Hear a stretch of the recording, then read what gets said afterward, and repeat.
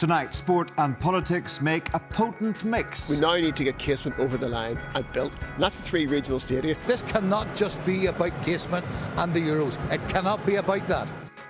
Our panel is ready to talk about everything from who pays for Casement to the long-promised money for Irish League football and what it could all mean for the provision of public services. Plus... How many Union flags have you got at home? About 1 million? Tim, every day's a flag day. The hit history show, which is happy to acknowledge sectarianism in our society. No Irishman knowingly understates a grievance, so that, you know, I still have the famine on my shoulder, and him and his mates starved us to death during the famine. We both learn, you know, from each other, I suspect. Tim probably learns more from me, but... Aye. Very good.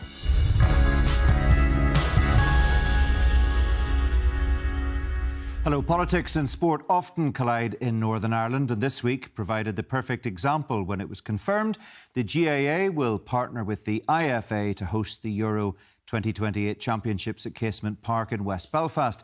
Each day since then has given us a fresh headline. Last night, Sir Geoffrey Donaldson said a new stadium could cost as much as $200 million and questioned the extra money that now needs to be spent on it. This evening, the former Sinn Féin Sports Minister Carol McKillen tackled the potential scenario of Northern Ireland fans going to West Belfast to sing God Save the King. That will pass by as a normal thing, she told the Belfast Telegraph. In a moment, we'll discuss some of the issues around the stadium's redevelopment and its spiralling costs with my studio guests. But first, Darren Marshall sets out some of the big talking points. A good news story for football fans as the UK and Ireland are confirmed as hosts of Europe's biggest football tournament. But this being Northern Ireland, it's not quite as simple as that. Hosting big games in Belfast relies on this stadium looking a little less like this and more like this. But there are some big hurdles to jump before that. When this redevelopment was announced more than 10 years ago, it was expected to cost £77 million. In July, the GAA said that figure had more than doubled to £168 million. Last night, the DUP leader quoted a figure of £200 million. For years, the GAA stuck rigidly to the line they'd capped their contribution at £15 million. That was until earlier this week when they left open the option of increasing that figure. The IFA and the GAA say the government has committed the funding, but it has remained remarkably quiet this week. So we have to go back to May when Chris Heaton-Harris gave this commitment. Sort of. We'll get the money, don't you worry. Where from? Yeah, from all partners, I guarantee it. Including the UK government centrally? Well, I'm sure, I'm quite sure the UK government wants to help, but we will work with all partners to deliver the Casement Park Stadium. In recent days, the Irish government has come on board too, promising a contribution. How much? We don't know. In a post on social media, Taoiseach Leo Varadkar said, "We're willing to invest in the Aviva Stadium and Casement Park to ensure our stadia, north and south, are ready to welcome the world."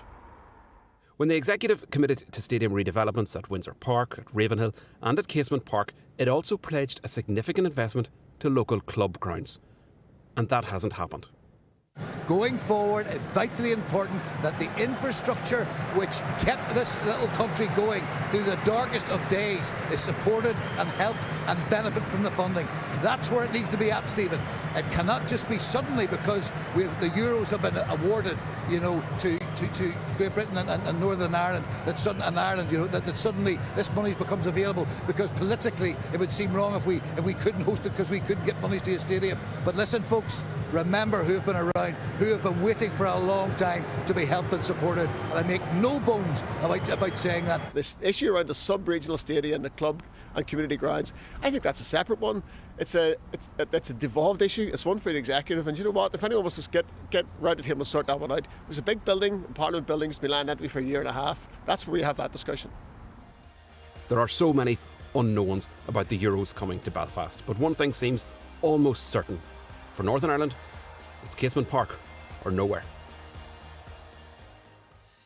Darren Marshall reporting. Well, to discuss all of that, I'm joined by the former Linfield and Ballymena United manager David Jeffrey, Cahir O'Kane from the Irish News, the Alliance MLA David Honeyford, and the former UK Sports Minister and ardent Northern Ireland fan, Baroness Hoey. Welcome to all of you. Thank you very much for joining us on the programme tonight. Baroness Hoey, first of all, presumably you will be hoping Northern Ireland qualifies for the finals in 2028, and the settled position seems to be that the redevelopment of Casement Park is an essential element in making that happen. Well, first of all, it's wonderful that our islands have got the European Championships in 28. It's a great festival of football, and anyone who's been to the last Euros or to the World Cup, as I was in Mexico in 1986, knows just how sort of wonderful moments that you treasure for life. The reality, of course, is that we haven't got a stadium at the moment. UEFA wants 30,000 minimum to be able to be seated in that. As I understand it, Casement Park has a planning permission for 34,000, but 8,000 of that is for what you call temporary seating. Now, UEFA have a difficulty with that, so I think that's something. There are a lot of questions around still about Casement Park, because I think that can be overcome, and I think UEFA is happy with whatever that arrangement's going to be. Well, the reality then is, my question is, given that the most important thing about having a football championship is that it leaves a legacy for football, why could we not have, and why did the IFA not actually start off by saying, look, Windsor Park only needs an extra 10,000 or so.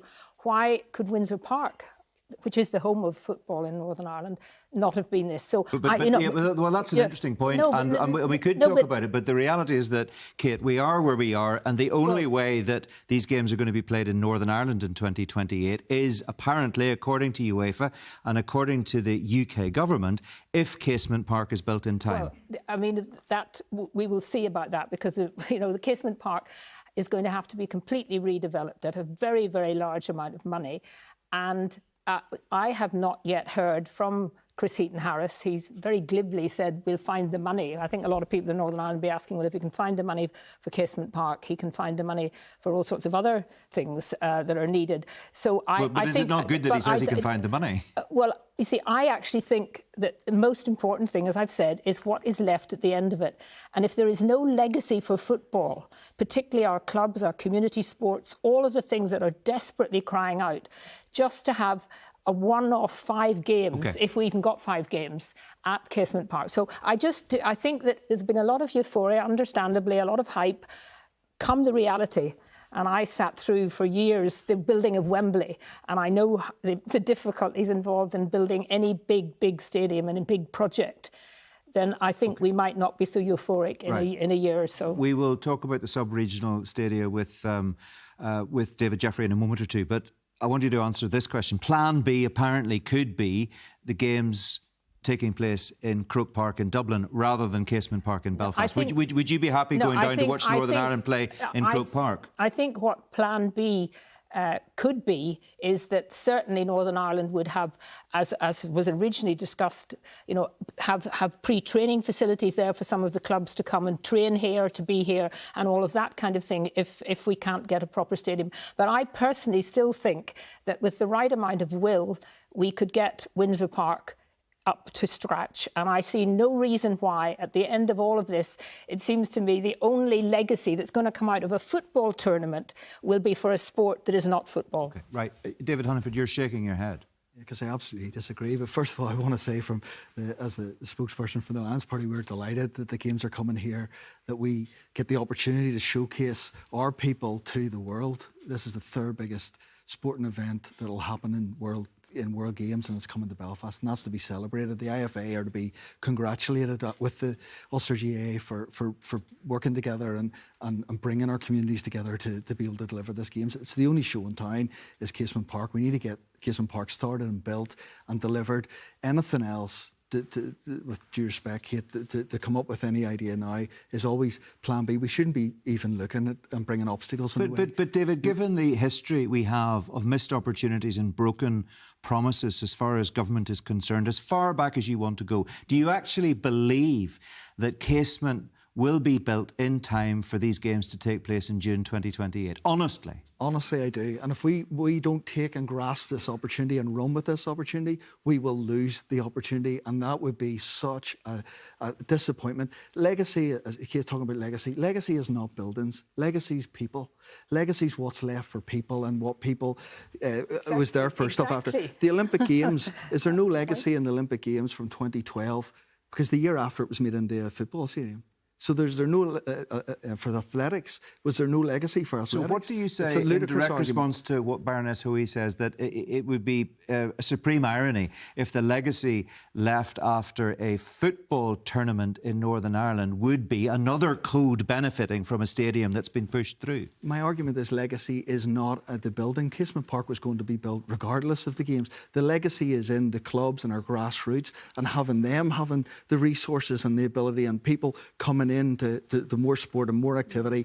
Athletics, if the stadium is the legacy, then how come athletics, when the London Games, how come when the year after it was made in the West Ham's football stadium, they didn't have a legacy? That is ludicrous, and it's not true, and it's not accurate. We need to grasp this opportunity. We need to run with the opportunity, and we need to highlight our people to the world. Right. Cara O'Kane, can I ask you about the money, as you understand it? Darren Marshall's piece there spelled out some of the numbers for us. Back in 2011, it was going to cost 77 million. The GAA said a couple of months ago could be 168 million. Jeffrey Donaldson last night talking about 200 million. What do you think it's going to cost realistically?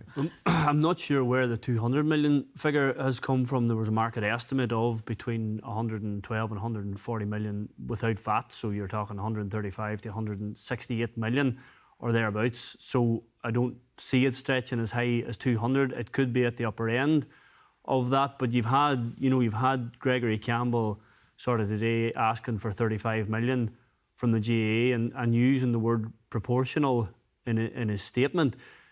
Proportionally that would be a huge sum in terms of what the AFA contributed to Windsor Park. So what do you think a realistic figure would be? If there was 15 million on the table for the pot whenever this was first mooted over 10 years ago, what do you think is realistically deliverable by the GAA today? Realistically, financially deliverable, not an awful lot more than that. The GAA is not an organisation that hoards massive amounts of money. It paid out over 24 million euro in capital grants last year alone. It has massive redevelopments in Meath and Waterford and Louth.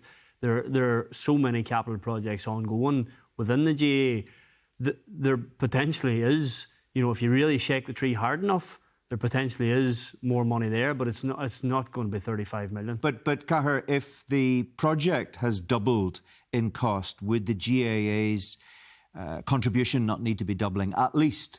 Well, again, proportionally, the GAA's contribution was fairly high. 15 million out of the original 77.5 million was a very high proportion. Yeah, but 15 million, 20 million out of 170 million isn't particularly large. It's still around 15 million out of the projected 160 odd million is still around 9%. The AFA paid about 13% on Windsor Park, so proportionally, it's not that far away. OK, Leo Varadkar has reiterated his commitment to finding additional funds as far as the Irish government is concerned. We saw Chris Heaton-Harris saying the money will be found. There's a big responsibility on the two governments there. There is, and you would hope that the Irish government come with a substantial sum of money towards that, and it would probably ease the passage of the project, because ultimately, Chris Heaton-Harris has said the money will be found, and I think that is where the GAA is basing its confidence that this project will not only get started but get finished in good time for the Euros, well ahead of them. OK, you come from a different code, David Jeffrey, and we saw you speaking very passionately there about your concerns that Irish League football might lose out in this debate about what happens as far as the Euros are concerned in Casement Park. What do you make of what you've heard so far? Where do you think the reality is in this conversation? For me, Mark, I go very much with Baroness Kate, and David. It's fantastic that these championships have been awarded to the UK and to Northern Ireland and to Ireland. Absolutely fantastic. And it is to be celebrated. And we should be so glad at that. And it has been the good news stories of all good news. My concern is, when we talk about the devil in the detail, I haven't seen any detail yet. you know, in any way, shape or form. And my agenda, my almost single item agenda with regards to local football is about legacy, David. I understand about stadium and stadia and how they can be reused, but I'm talking very much about legacy and stadia that should be upgraded within the Irish League and facilities as well. And mine is a very passionate one, Mark, but a very pragmatic one. That during the darkest of days in Northern Ireland, when the troubles were at their absolute height, local football kept going. Local football kept going. I was blessed at getting an MBE in 2021, the Queen's Honours List. In the conversation, the brief one that I had with Prince William, we talked about football, and I said also it was recognised for my contribution to community relations. He came back to me straight away and says, isn't football a wonderful way of bringing people together? Isn't GAA also a wonderful way of bringing people together? Sport in general is a fantastic way of bringing people together. And I've shared a stage with Mickey Hart in the past in various situations. And so it's important that we respect and we're together and all of those things. But, Mark, the 2011 sub-regional funding was supposed to come our direction. Yeah, which was £36 million. Correct. Which now, with inflation, would be presumably substantially more than that. And if we put the figures to the side, because I'm not a mathematician in any way, shape or form, 2011, that was supposed to come, Mark. Then 2015, then we hear this money's coming down the track. Then we don't hear a thing. Then suddenly there's one bid only. Turkey are withdrawn. The bid is awarded to here. Then we hear the story, and absolutely should Casement be obviously built again. We had Windsor Park, we had Ravenhill, or the Kingspan it is now. So obviously the GAA should have their ground built. Absolutely. But here's the point.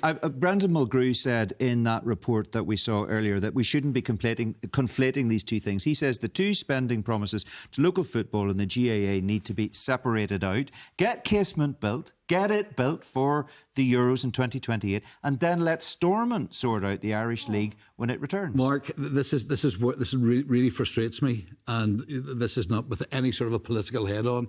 We've heard the promises coming from 2011 and 2015, and I said last weekend, and I will say it again: is this going to be the Euro party comes into town and everyone gets their back slapped? Is this fantastic? And yes, there's going to be benefits for business. Yes, there's going to be benefits for tourism. Who's going to be left behind? Yeah. Who will be left behind? Understand this. What Irish League football is doing in Northern Ireland is absolutely outstanding.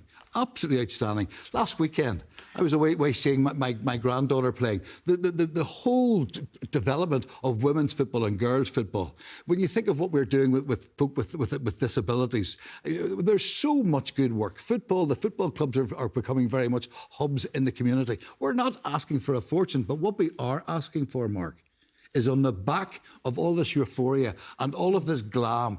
Understand this. This is going to be football at its most elite level. But the elite level doesn't happen unless there's an infrastructure. Absolutely. Yeah, that's the baseline, Mark. But a lot of people are concerned about the cost of living crisis and the provision of public services in Northern Ireland at the moment. You used to be a senior social worker. You know about need and deprivation. You could understand people who are maybe not as into football as you clearly are, thinking that needs to be our priority, and maybe we need to think long and hard about that spend on sub-regional stadia. It's not just about football. It's what football brings to the community. And as my work as a senior social worker, there's times when people would be in crisis. And there is no doubt the number, whether it's in education, whether it's in policing, whether it's in housing, whether it's in employment, whether it's cost of living, all of those things are around. But what we have got to do is, going forward, is establish the community. Communities are only developed by the people within the community. Football is a great way of doing that. And I can tell you now, if we don't invest today, then tomorrow we will be the losers. Yeah, I just want to absolutely back up what David says, because, the chief executive of the IFA talked about the whole project being transformational. And you have to really ask, who is it going to be transformational for? It's not going to be transformational for the Irish League clubs who have, for example, had to play their UEFA matches in the Cup because their grounds weren't suitable. It won't be transformational for young people in the community who can't even find a warm place to change at night. All of these things, those are what make young footballers go on to become players for Northern Ireland. But doesn't a rising tide float all boats? None of this is going to happen because we will have 5 matches if Casement Park gets built, and then it goes back to being another sport.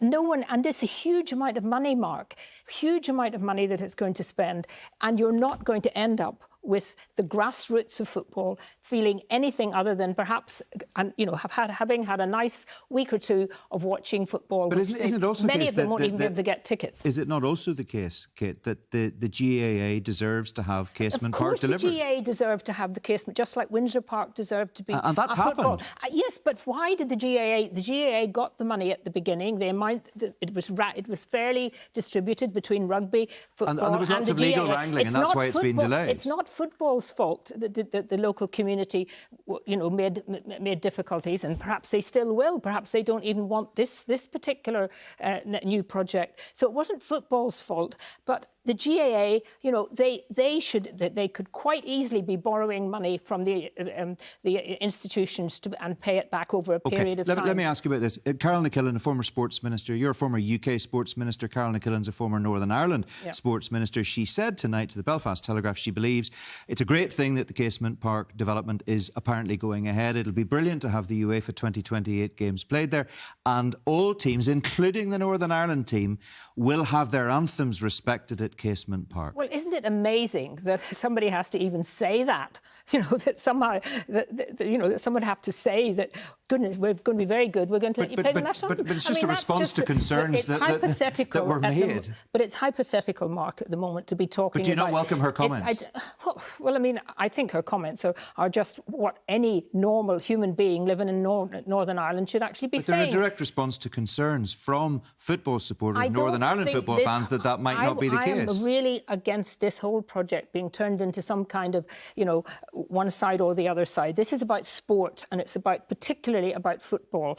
And the GAA have to get their stadium built, but it shouldn't be at the expense of grassroots football in Northern Ireland. Irish League football in Northern Ireland that is doing a brilliant job. All of the work that's going on now needs that extra investment, and it's not going to get it if we're going to spend nearly £200 million on Casement. Well, let me ask David Honeyford. Is Kate Hoey right when she says that the redevelopment of Casement Park, if it happens, will come at the expense of grassroots football, and that is inherently unfair? Absolutely not. And the thing that the GAA is not getting something different or bigger or shinier or better. Well, they're getting exactly an awful lot more expensive. No, sorry, they're getting what they were promised 10 or 11 years ago. They're getting the same product as they were promised. No, they're going to get they're not. At considerably more expense, I suppose, is the argument. Well, the expense is the difference in time. Yeah. And but that's public money. It is public money, but we've publicly said, and I publicly said that the Irish and British government should be putting their hand in the pocket and delivering this, because it's exactly what they did in the Commonwealth Games last year. The British government, the UK exchequer, paid 600 million for them to be in Birmingham. So why would it be every public stadia that is in the UK for any games is funded by central government? It doesn't come out of the day-to-day running costs. It comes out of central pots, and that is the case whether it's the Olympic Stadium, whether it was Manchester's arena or Manchester City Stadium, which are now Manchester City Stadium for the Commonwealth Games back in the day. That is always the case. It comes from central capital funds. It comes in, and we should be celebrating that. That is actually money coming into Northern Ireland. The contractors, a Northern Irish company, that money will stay in this economy, float round, and we're providing jobs, opportunities, skills for a stadium. One of the developers has already gone into liquidation. Has already gone into liquidation, so they're going to have to look again at that. I just think. It sounds like you're finding reasons for this not to happen. No, it's I'm not. Negative. Everything's negative. I'm trying to make sure that people are not just sitting at home thinking, wonderful, we're going to have Casement Park tomorrow. A lot of people maybe are thinking that. It is not going to happen. David Honeyford says that's what people should be thinking. We're not going to have Casement Park tomorrow because obviously it takes 2-3 years to build. We're going to have it in 2028. It has to be ready. UEFA require at least a year before to be completely finished. Why would you try to stop anything moving ahead? I'm not trying to stop Casement Park. I'm trying to stop money that should be going into football stadium with a legacy for football going into another sport. Let me bring in Cara O'Kane and just ask you, do you think that it's possible to deliver both of these? Is it possible for Casement Park to be delivered with a greater amount of public funds and for local football not to be denuded of resources, as David Jeffrey is concerned will be the case? It absolutely should be. You know, the money should be made available for both projects, for Casement and for the sub-regional. From where? From wherever it comes from. You can always, and I get everybody gets the argument over hospitals and schools, and nobody sees past that. but you could spend every penny of your budget on hospitals and schools every year and it wouldn't be enough. And Kate, can I just point out one thing? I mean, some people will be saying, because I heard a radio discussion today on Talkback where people were talking about it, a lot of people wonder why it's OK for the Dundonald Ice Bowl to receive £64 million of public money for refurbishment, but for additional resources not to be found for Casement Park. Well, that's the local authority has decided that. But it's public money. Yes, but I mean, they have decided that, and people can, vote them out if they don't agree with it. But there's also UK government money going into that. We're talking about this is a UK government money that Chris Heaton-Harris has promised.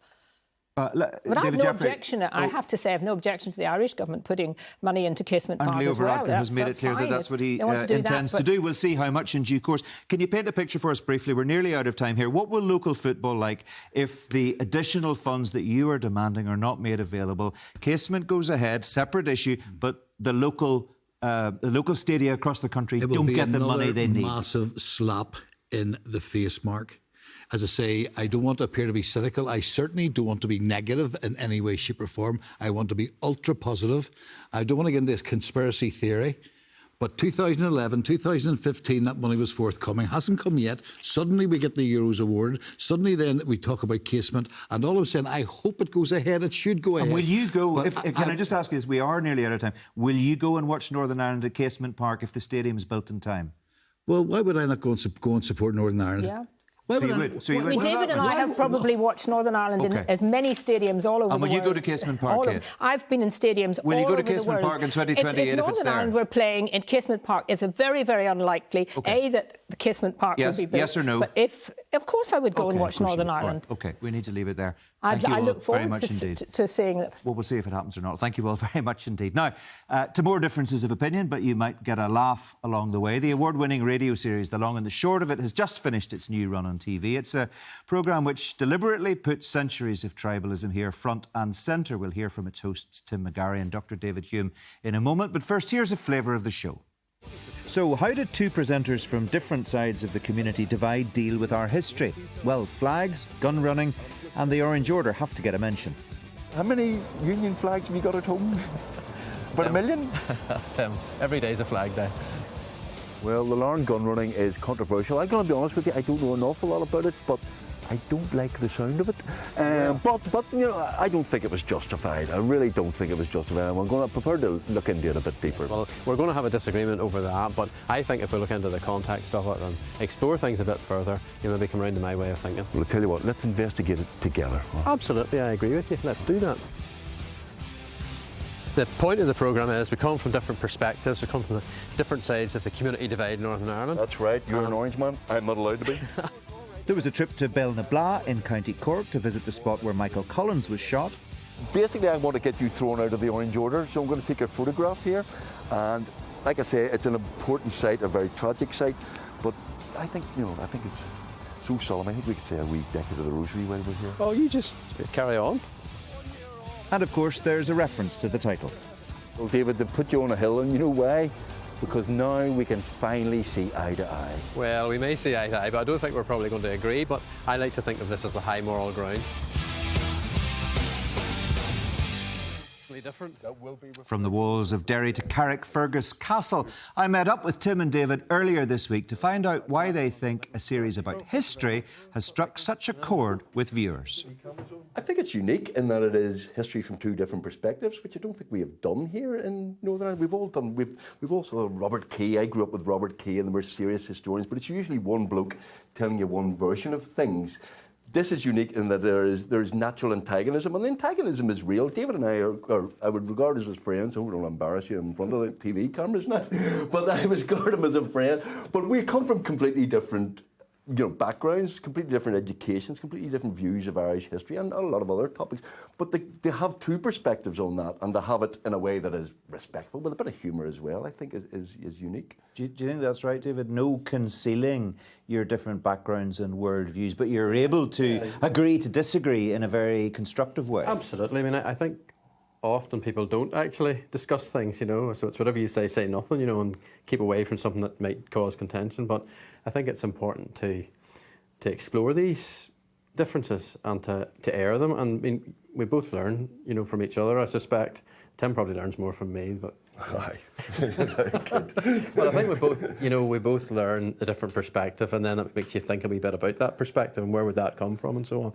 So I think that's something that is very healthy, and I don't think in terms of education system, it's probably not as explored as much as it should be. You Tim, do you take every opportunity to poke fun at David and his association with the loyal orders and so forth? Do I? Yes, It's all in a little book. It's all in a little book. You really do. You really do.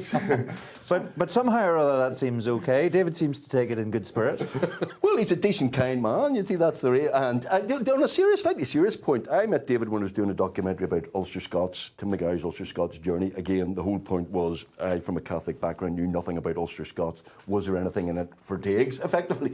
And I met David for the first time, and I'll be honest with you, my background, I didn't know any members of the Orange Order, I had no friends in the Orange Order, I had kind of a view of the Orange Order, and you meet a man like David who's a very personable, intelligent, fun guy.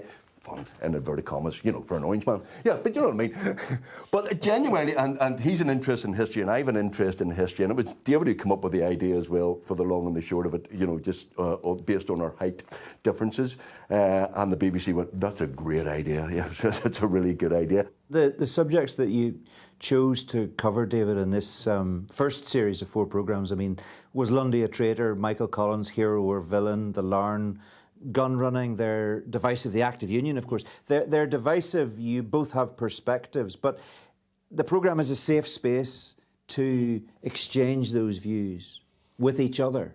Absolutely, and to explore those views with historians as well too. But I think, yes, because those are fascinating subjects. Yeah. They really are fascinating.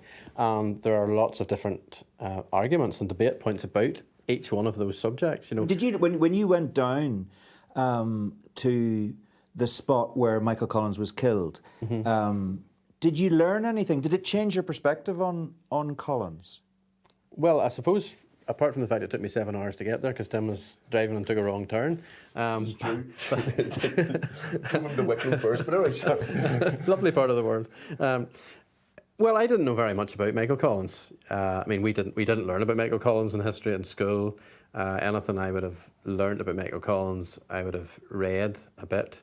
I would have seen the film, which probably wasn't the best guide to the life story. So he's of Michael a boogeyman Collins. for you? Well, he certainly would be. I think he would be somebody I would have been slightly uncomfortable with at the time, because I would always have wondered. I thought he was a bit of almost a Janus character. There was two faces to Michael Collins. One was where he could meet Craig and they could try and resolve differences, and the other was where he was ordering, the IRA to launch a campaign in the north when they were talking about, having a truce and so forth. So I think that's part of the complexity of a lot of this history. We're sitting here in Carrickfergus, not too far away from Larne, and you made a programme about the Larne gun running. Did you learn anything from that? Did you end up a bit more empathetic, maybe, to Ulster Unionists a century ago who were bringing those guns in? I hate to admit it, but yes.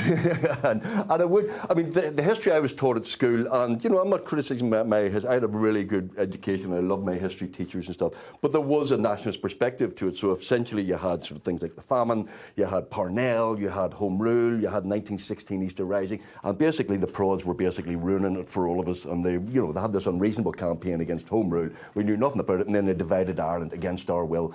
It's a bit more complicated than that, and I think that's the joy of all of these episodes, is that everything is a little bit more complicated than that. So while I would absolutely say the Larne gunning was not justified, and that's what the point of the programme was, I can see where these people were coming from. I can see why they took the actions they took. What I like about the programme is a couple of things. First of all, we entertain, but we inform and educate as well, and we do that to ourselves. We educate ourselves, so we educate and entertain. Basically, we deserve BAFTAs, Mark. I'm going to be honest with you, on another series. Well, you never know. There may be BAFTAs forthcoming. Certainly another series, I think, would strike a chord with the people who've clearly enjoyed this series. I want to talk a bit about sectarianism, because I just wonder if you think you address the issue of sectarianism within the problem. Are you aware of that issue being the subtext, really? between the two of you, and I wonder if you think it's a way of dealing with sectarianism, which is endemic in the society we live in. Let's not shy away from that. No, absolutely. No, I mean, sometimes I look at things in rose-tinted glasses, and I'm in favour of integrated education. I campaign for that a lot. But then you go on Twitter and you put something in any issue, even an historical issue, and you get 2 or 3 tweets down, and you go, right, I'm out of here. Well, it's a sewer. There's a sewer. There's bile, and there's all sorts of.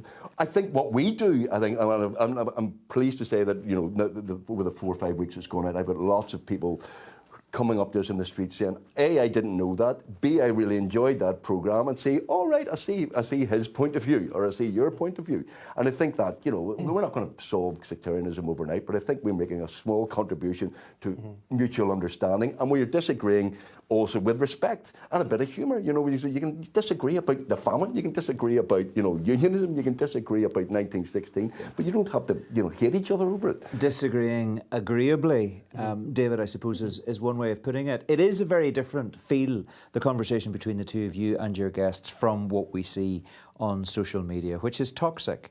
You know, on subjects like this, people take one side or the other side, and they give no quarter. First of all, people tend to put messages up without thinking on social media, but I also think that sometimes it shows just a lack of education in terms of, you know, knowledge. I mean, I've been soundly, you know, rounded on for mentioning the 1798 rebellion on social media, which was something that was very, very much in my own community in 1798 with United Irishmen. And when you look at that in a modern context, that is quite complicated. Yeah. So I think people parade their ignorance without realising that they're doing it. Yes, but I also think that some of those people have not had the benefit of education about that. They haven't had that whole sort of that holistic chronological approach to Irish history, which would help to explain, well, how come the Presbyterians were the first Republicans in Ireland, and then suddenly in 100 years' time, that, you know, just over that time, some of them were landing guns at Larne, which is effectively what happened. So those are complexities, but they're not really dealt with in our society, particularly I believe, in the school system. Maybe some people simply don't want to know. They don't know, and they don't want to know. It doesn't suit them to find out. There may be a small section like that, but I think most people are interested in finding out and in knowing, and I think most people, you know, have an open mind to things if it's pointed out to them and they can get the gist of it. I think people like to be justified by history and go, well, history's on our side, whether it's unionist or nationalist, and, you know, in the extremes of that, you get Republicans going, history tells us the only language the Brits understand is violence, and we've had 800 years of oppression, and that's it. And it's always far more complicated than that. It's always far more black or grey than black and white. And history doesn't necessarily support, you know, unionist positions or indeed a nationalist. But history is just history. History is what it is. I love the A.T.Q. Stewart story about Irish history. He said no Irishman knowingly understates a grievance. So that, you know, I still have the famine on my shoulder, and him and his mates starved us to death during the famine, you know, and, you know, my mates murdered him in 1641. You know, we carry those things proudly and go, yeah, that's great, and that justifies my current political position. Tim McGarry and David Hume there, and thanks to the Dobbins Inn in Carrick for their hospitality. You can catch up on the long and the short of it on iPlayer. That's it for now, but the latest episode of our Red Lines podcast is available now on BBC Sounds or wherever you get your podcasts, and it'll also be on Radio Ulster tomorrow at 5:30. And a quick reminder too that the DUP conference takes place this weekend. BBC News NI will have the Leaders' Conference speech at around midday on Saturday, and we'll have full analysis on Sunday politics at 10 o'clock on BBC One, so do join me for that. For now, though, from everyone in the team, thanks for watching. Good night.